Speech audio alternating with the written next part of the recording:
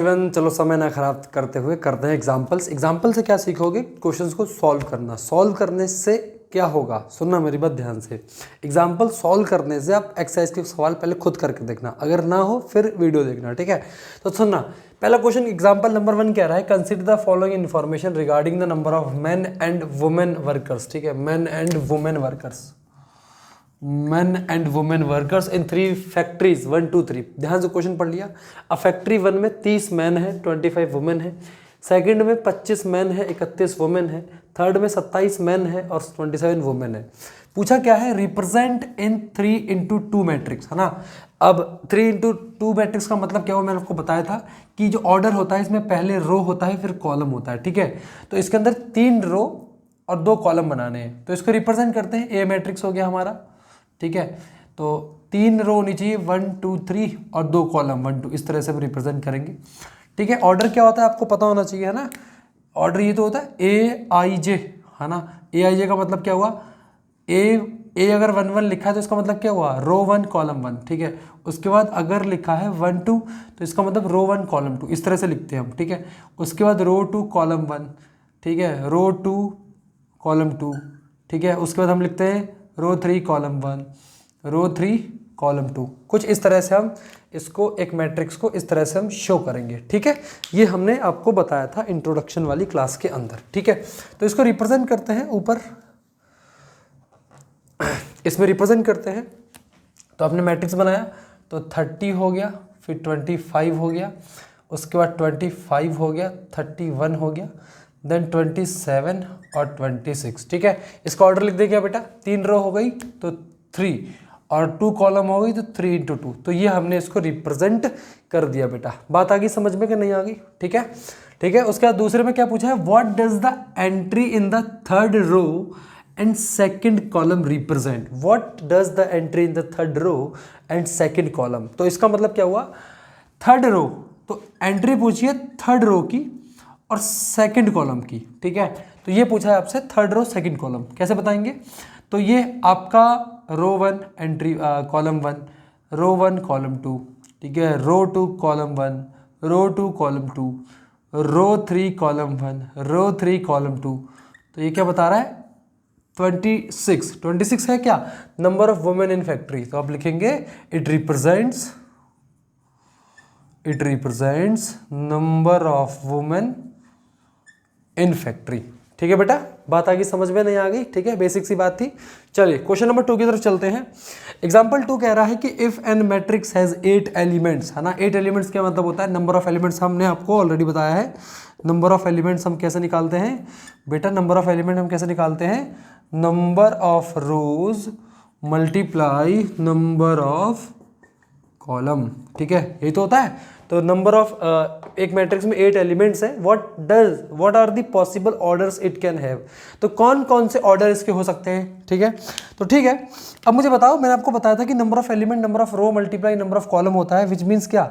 Number of elements is equals to m multiply n। यही तो होता है फॉर्मूला, यही तो होता है फॉर्मूला। वेयर m क्या है? m क्या है? नंबर ऑफ रोज, और n क्या है? नंबर ऑफ कॉलम, ठीक है। तो अब यहाँ पर आपको m और n की वैल्यू कितनी हो सकती है?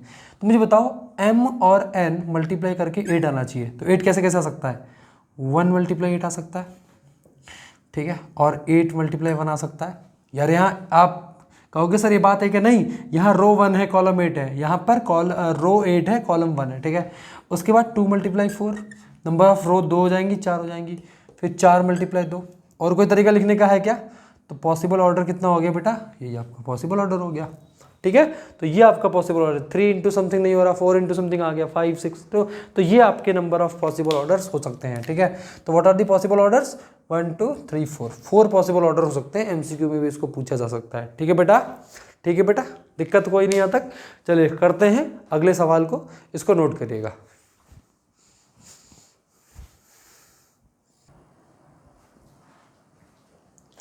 तो एग्जाम्पल नंबर 3 करते हैं बेटा, ठीक है। ध्यान से पहले क्वेश्चन को पढ़ो। Construct a matrix 3/2 whose elements are given by aij equals to 1/2 modulus i - 3j, ठीक है। बात समझ में आ गई बेटा? ध्यान से क्वेश्चन को रीड करो, ऐसे सवाल आते हैं बहुत ज़्यादा, ठीक है। चलिए करते हैं बेटा। अब इसको ध्यान से देखना, आपको 3/2 का बनाना है। इसका मतलब क्या हुआ, जो भी आपका मैट्रिक्स रहेगा उसके अंदर नंबर ऑफ रोज कितनी होनी चाहिए, 3। तो आप कह सकते हो A11 और कॉलम कितनी होनी चाहिए, 2। तो A21, A22, A31 और A32। ठीक है, कुछ इस तरह का ये बनेगा। ठीक है, अब यहाँ पर आपको मैंने बताया था कि AIJ का मतलब क्या है। यहाँ पर AIJ का मतलब क्या है, जैसे मैं लिख रहा हूँ A11, ये नंबर ऑफ एलिमेंट, ये फर्स्ट जो एलिमेंट है A11 होता है, तो I की वैल्यू 1 हो जाएगी, J की वैल्यू भी 1 हो जाएगी। अगर मैं इस एलिमेंट को लेता हूँ A12 को, तो इसको मैं ऐसे दिखाऊँ आपके सामने, तो I की वैल्यू 1 हो गई और J की वैल्यू 2 हो गई। कुछ इस तरह से करना है। ठीक है भाई, सिंपल सी बात है, कोई दिक्कत है क्या यहाँ तक? चलिए, तो ये हमने करना है। यहाँ पर इस चीज़ को मैं मिटा देता हूँ। ठीक है बेटा, क्लियर है कि नहीं? चलो तो निकालते हैं इसको, थोड़ा रफ वर्क करते हैं, है ना। तो इसका मतलब हमने निकालना है, तो ये मैट्रिक्स को कंस्ट्रक्ट करना है, बहुत इंपॉर्टेंट सवाल है। ठीक है, अब इसका रफ वर्क हम करेंगे। रफ वर्क कहाँ करेंगे हम? सबसे पहले A11 निकालते हैं। कैसे निकालेंगे? 1/2 मॉडुलस I की जगह 1 रखेंगे माइनस, और J की जगह भी 1 हो जाएगा आपका। ठीक है, तो ये हो जाएगा A11 इक्वल्स टू 1/2 मॉडुलस 1 - 3 × 1 3। तो 1 - 3 कितना है? -2। ठीक है, जब भी मॉडुलस से निकलेगा तो हो जाएगा 1/2 × 2, क्योंकि पॉजिटिव हो जाता है। क्लास 11 के अंदर पढ़ा था हमने। तो A11 की वैल्यू कितनी आ गई बेटा? 1 आ गई। A11 की वैल्यू कितनी आ गई? 1। तो यहाँ लिख देता हूँ मैं क्या? 1। ठीक है, अब मैं A12 निकाल लेता हूँ। इसी तरह से मैं क्या निकालूंगा? A12। तो A12 निकाल लो बेटा फटाफट से। 1/2 मॉडुलस 1 मल्टीप्लाई, अब J की जगह 2 हो जाएगा, तो 3 × 2। ठीक है, अब थोड़ा ना 12th के बच्चे हो तो फटाफट करने की कोशिश किया करो। 1/2, अब देखो 3 × 2 = 6, 6 में से बन जाएगा 5, माइनस का 5, ब्रैकेट के बाहर आएगा तो प्लस का 5, आंसर आ गया 5/2। दिमाग तेज करो, तेज करो, तेज। ठीक है, बहुत तेज से। अब बुद्धि चलाओ। यहाँ पर 1 की जगह 2 रखोगे। ठीक है, तो ये 2 हो गया, 2 - 3 × 1 3, 3 - 2 1 हो गया, 1 मॉडुलस के बाहर आएगा तो 1/2 हो जाएगा ये। ठीक है, करके देखो बेटा फटाफट से, करके देखो, बुद्धि चलाओ। अबे नहीं आ रही क्या तुम्हारे समझ है भाई? 12th के बच्चे हो यार, कोई छोटे बच्चे थोड़ी हो हैं। तुम्हें इतनी बात नहीं समझ में आ रही? देख इधर ध्यान से भाई, प्रैक्टिस करनी नहीं, मेहनत करनी है तुमने। ठीक है, देखो इधर 2 1। तो यहाँ पर क्या करूँगा मैं? 1/2 मॉडुलस। अब यहाँ पर क्या रखूँगा मैं? है भाई, यहाँ पर क्या रखूँगा? 2 रखूँगा। ये तो रखूँगा, रख दिया मैंने 2 1 की जगह, मतलब ये I की वैल्यू 2 है, -3 × 1। ठीक है, ध्यान से देखो, तो 1/2 मॉडुलस 2 - 3। ठीक है, तो ये हो जाएगा मेरा 1/2, 2 - 3 का मतलब माइनस का 1 बचा। अब माइनस का 1 मॉडुलस के बाहर आएगा तो 1 ही हो जाएगा, तो इसको मैं 1/2 ही लिखूंगा, इसलिए मैंने 1/2 लिखा। आगे बात समझ में नहीं आई? ठीक है भाई, क्लियर है कि नहीं? है भाई, समझ गया नहीं समझे? अब A22 निकाल लेता हूँ मैं। ठीक है, तो कैसे निकालूंगा? 1/2, 2 - 6 यानी कि 1/2, 6 - 2 4, माइनस का 4 हो गया, लेकिन मॉडुलस के बाहर आएगा तो प्लस का 4 हो जाएगा, तो ये आपका हो गया 2। ठीक है, तो ये आपका आ गया 2। ठीक है, इसी तरह से 3/1 निकालो बेटा, 3/1 निकालो फटाफट से, 3/1 निकालो। कैसे निकालोगे? 3/1 ये सब रफ में करना है, ये सब 1/2।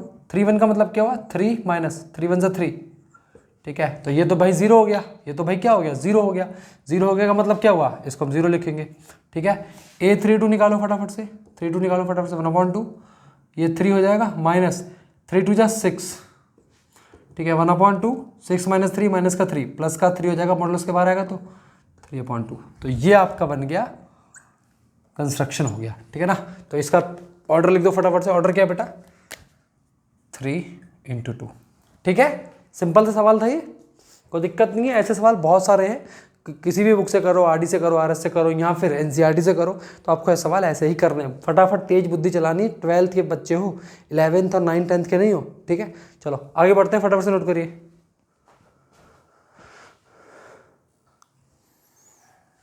तो चलिए इस क्वेश्चन करिएगा फटाफट से, जहां पर आपको ये मैट्रिक्स दिया है इसके इक्वल। ठीक है, तो अगर आपने इंट्रोडक्शन वाली वीडियो देखी तो वहां पे देखिएगा ध्यान से कि इक्वलिटी ऑफ मैट्रिक्स का मैंने आपको कॉन्सेप्ट पढ़ाया था, जहां पे A मैट्रिक्स B मैट्रिक्स से इक्वल होता है जब उसके करस्पॉन्डिंग एलिमेंट सेम होते हैं, इक्वल होते हैं। बात समझ में आ गई?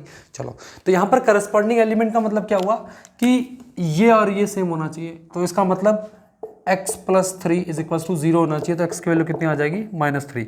ठीक है, तो यहाँ पे लिखना चाहिए कि ये इसके इक्वल है। ठीक है, ये आपको दिया हुआ है। उसके बाद ये इसका करस्पॉन्डिंग है ना बेटा, ये z प्लस वाई, यार मैं ही लिख के मैं ही बोल रहा हूँ। ठीक है, तो ये आपका क्या लिखा है भाई, z प्लस 4 लिखा है यार, z प्लस 4। ठीक है, वाई नहीं है वो। चलो, तो यहाँ पर z प्लस 4 किसका इक्वल है, 6 का इक्वल, इसके करस्पॉन्डिंग है। तो हम लिखेंगे z प्लस 4 बराबर 6 के है, तो z की वैल्यू 6 माइनस 4, यानी कि z की वैल्यू कितनी आ गई, 2 आ गई। ठीक है बेटा, ठीक है। अब यहाँ से y की वैल्यू निकालने क्या, ये देखो ध्यान से, ये इसके करस्पॉन्डिंग इक्वल होना चाहिए। तो इसका मतलब 2y माइनस 7 बराबर 3y माइनस 2। ठीक है, ये 2 है, z नहीं है। ठीक है, तो अब देखो ध्यान से, y एलिमेंट एक जगह एक साइड ले आओ, तो ये आपका हो जाएगा 2y और minus 3y equals to minus का 2 प्लस का 7। ठीक है, तो 3 माइनस 2y कितना हो गया, केवल y माइनस का y इक्वल्स टू 7 माइनस 2 कितना हो गया 5। तो y की वैल्यू आ गई माइनस का 5। ठीक है, तो हमने x y z की वैल्यू निकाल ली बेटा, x y z की वैल्यू निकाल ली इक्वलिटी से। चलिए अब a की वैल्यू निकालते हैं। तो देखो इसका करस्पॉन्डिंग ये हो गया, इसका करस्पॉन्डिंग ये हो गया, तो इसका मतलब a माइनस 1 बराबर माइनस के 3 हो जाएगा, a बराबर -3 प्लस का 1, तो a की वैल्यू कितनी आ गई बेटा, माइनस का 2। a की वैल्यू कितनी आ गई, माइनस का 2। ठीक है, b निकाल लेते हैं, ये इसके करस्पॉन्डिंग इक्वल होना चाहिए। इसका मतलब b minus 3 equals to 2b plus 4। b भी एक साइड कर लो, b माइनस 2b, ये प्लस का इधर आएगा माइनस का 4 प्लस का 3, तो b में से एक भी गया, कितना बचा माइनस का b, और 4 प्लस 3 7। कुछ बच्चे ऐसे तो नहीं है यहाँ पर माइनस का कैसे आया, हाँ भाई कचड़ा बुद्धि, समझ में नहीं आता तुम्हें, 12th के बच्चे हो। जब माइनस का ये प्लस का, प्लस माइनस माइनस होता है, लेकिन बड़े नंबर के साइन माइनस का, इसलिए माइनस का लग गया। ठीक है, बात समझ में आ गई। चलो सी निकालते हैं फटाफट से। तो ये रहा सी, इसके करस्पॉन्डिंग ये है। तो हम ये कह सकते हैं क्या, हम ये कह सकते हैं क्या कि 2c plus 2 is equals to 2c plus 2 equals to 0। ठीक है, तो 2c इक्वल्स टू माइनस का 2, c equals to minus 2 upon 2, यानी कि माइनस का 1। तो c की वैल्यू कितनी आ गई भाई, माइनस का 1। ठीक है बेटा, ठीक है, सिंपल सी बात है, इसको अच्छे से नोट कर लेना। चलो आगे बढ़ते हैं।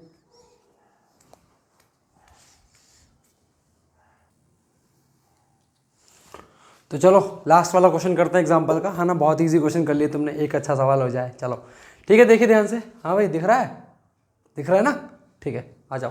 तो सुनना मेरी बात ध्यान से, मुझे लग रहा है कुछ दिक्कत आ रही है तुम्हें विजिबिलिटी में।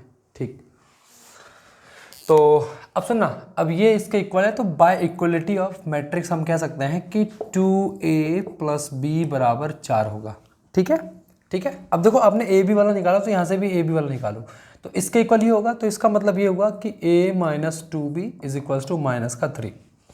बात समझ में आ गई। अब दिक्कत यहाँ पर ये हो रही है, क्या दिक्कत ये हो रही है कि मैं यहाँ पर किसी एक की वैल्यू निकाली, तो मैं क्या करता हूँ, यहाँ से b की वैल्यू निकाल लेता हूँ। तो इसको मैं इक्वेशन 1 मान लेता हूँ, इसको इक्वेशन नंबर 2 मान लेता हूँ। ठीक है बेटा, अब सुनो मेरी बात ध्यान से, यहाँ से b की वैल्यू क्या हो जाएगी, b की वैल्यू हो जाएगी 4 माइनस 2a। ठीक है, तो वैल्यू ऑफ b